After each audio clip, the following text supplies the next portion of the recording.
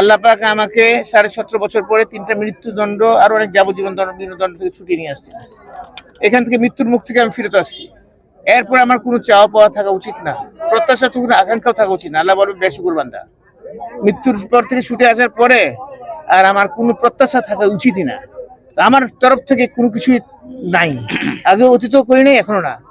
এটাই হচ্ছে আমার সাধারণ মানুষ চায়, এই যে মানুষ চায়, সেটা জনগণের প্রত্যাশা থাকতে পারে।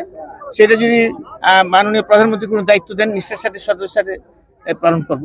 আমিও কনসার্ন এই ব্যাপারটা।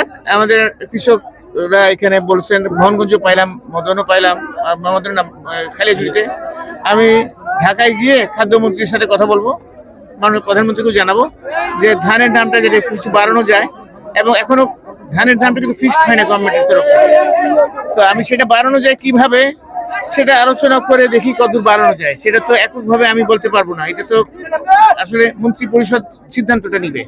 তো সেখানে আমার যেটুকু দায়িত্ব আছে আমি ইনশাল্লাহ করবো। RICL TMX, যুগের পর যুগ স্থাপনা থাকে মজবুত। আমাদের মাননীয় প্রধানমন্ত্রী জনাব তারেক রহমান সাহেব প্রথমে খাল খননের প্রোগ্রাম নিয়ে নিয়েছেন। প্রায় কত হাজার,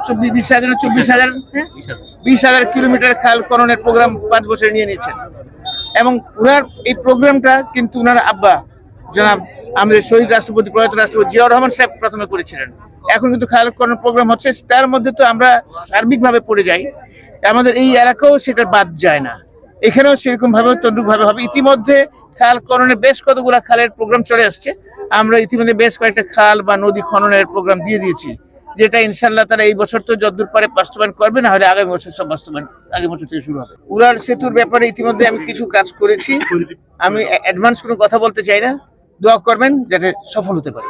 হঠাৎ অতিবৃষ্টি হতে যখন এখানকার কৃষক ভাইরা আমাকে ফোন করা শুরু করলো, আমাদের বিএনপি নেতা কর্মীরা ফোন করা শুরু করলো, তখন অতিবৃষ্টি হতে পানি জমে যাচ্ছে এবং এই পানি জমে আপনার ধান ফসলটা নষ্ট হবে। তখন আবার কিছু কিছু জায়গায় বাঁধ কেটে দিয়ে পানি বাইর করে, কিছু জায়গায় মোটর পাম্প লাগিয়ে পানি বের করছে। আবার কিছু সময় নদীর পানি বেড়ে গেছে, তখন নদীর পানি ঢুকে তখন আবার বাঁধ বন্ধ করে করতে হয়েছে।